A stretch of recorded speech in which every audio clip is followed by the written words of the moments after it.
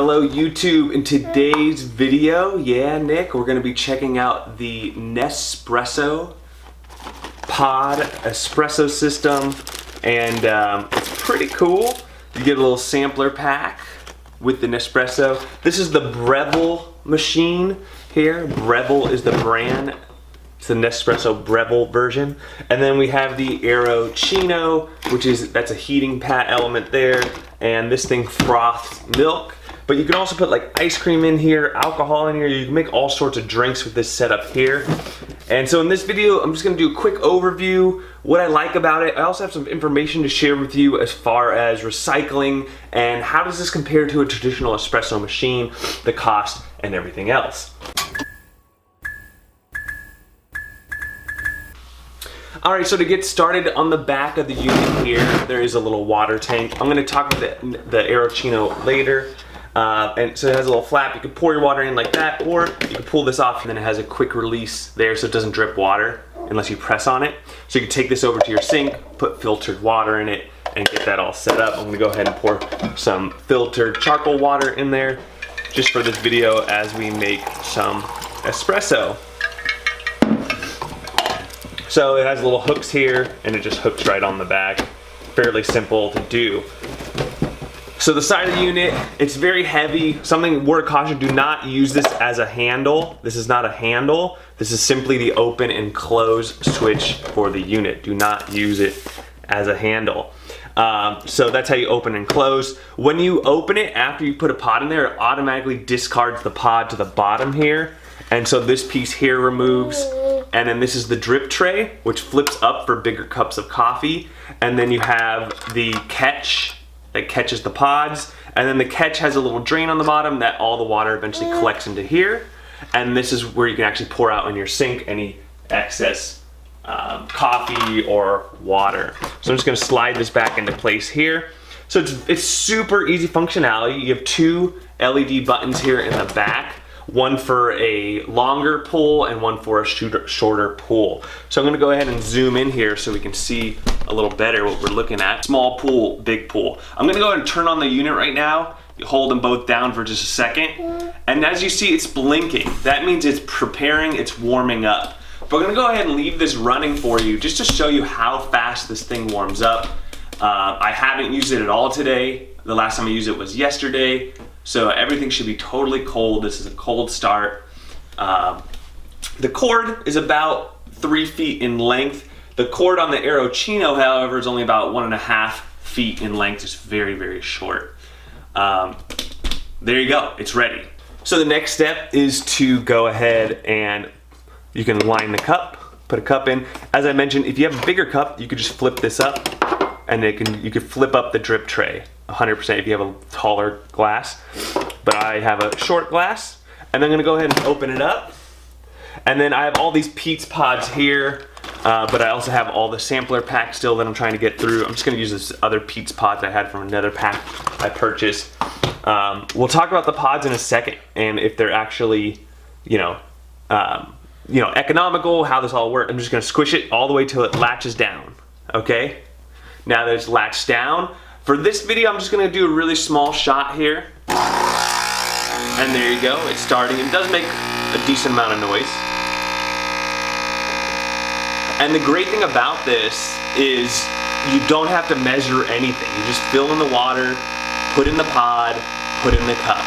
And the aroma is great.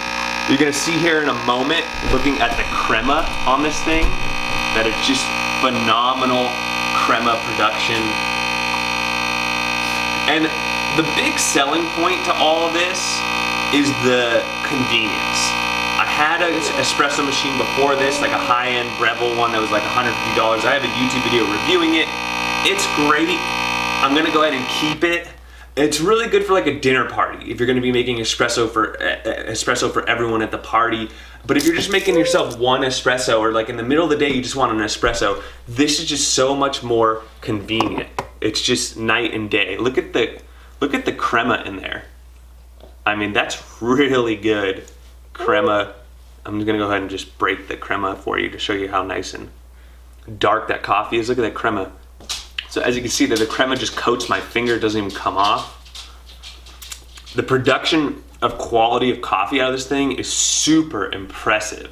You would think that having all the control of a full espresso machine was the way to go. And yeah, you get a little bit of control with packing and things like that. But I have to say, when I had my own espresso machine, or the old one, I would make it too watery sometimes. It was hard to clean. So as I mentioned, the convenience of this is just phenomenal. And once you go ahead and click this up, it releases the pod, and now the pod is in there, and I can do another one back to back to back to back. It's that easy. So awesome, awesome machine.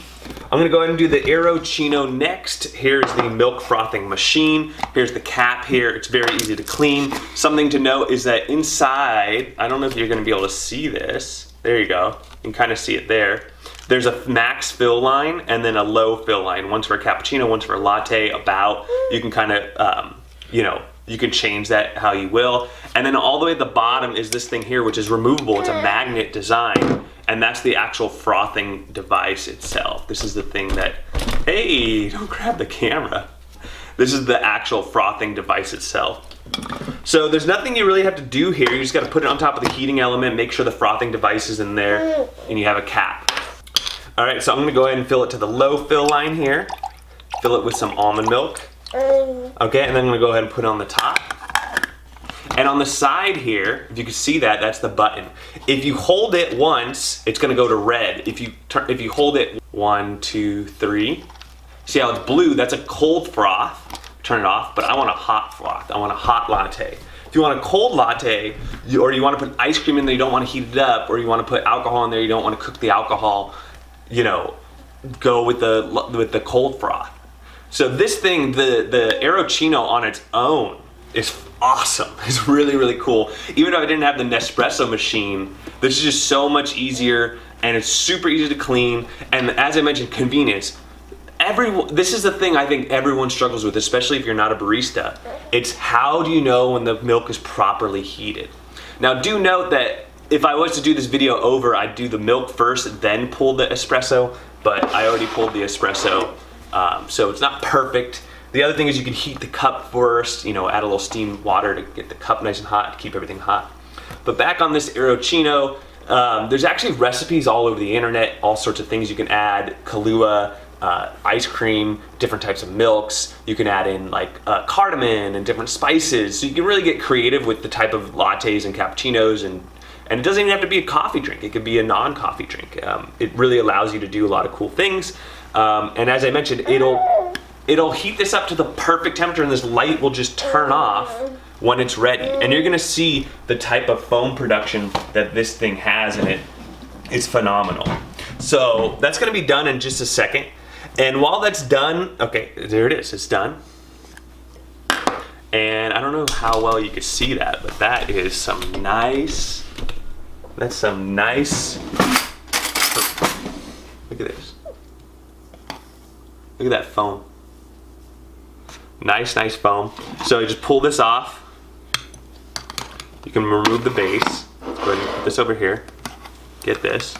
And then you can go ahead and put some foam on top. If you want like a wet or dry cappuccino, and then throw some milk on top of it.